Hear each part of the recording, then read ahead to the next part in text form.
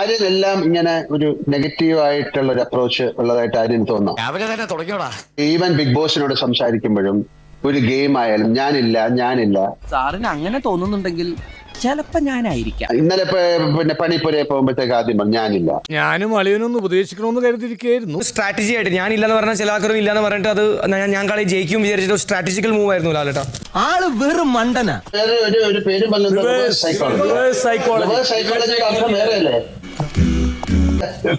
Reverse സൈക്കോളജിയുടെ അർത്ഥമൊക്കെ വേറെയാണ്.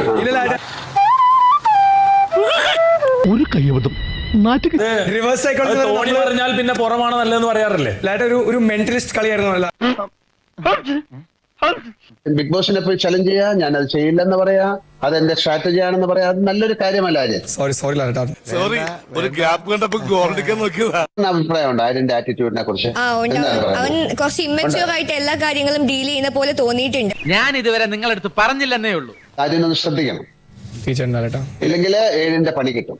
എന്തെങ്കിലും ഒന്ന് അഡ്ജസ്റ്റ് ചെയ്തൂടെ? ഞങ്ങൾ പിള്ളേരല്ലേ. ഹെൽമെറ്റ് വെക്കണോന്ന് ചോദിക്കുമ്പോ കുളിക്കുമ്പോ വെക്കണോ, പിന്നെ കിടക്കുമ്പോ വെക്കണോ എന്നൊക്കെ ചോദിച്ചാൽ ഞാനും ബുദ്ധിയുള്ള ഒരാളാണ്. ഇവിടെ ആരെന്ത് ചെയ്താലും ഞാൻ അറിയും. എന്നെ പറ്റിക്കാൻ ആർക്കും കഴിയില്ല. അതുകൊണ്ടാണ് ഞാൻ നിങ്ങളുടെ മുമ്പിൽ വന്നിരിക്കുന്നത്. എനിക്ക് തിരിച്ചു പറയാൻ അറിയാം. ഒരാളെ നന്നാവാനും സമ്മതിക്കൂലേ? മാധവൻ ഇനി കക്കൂല.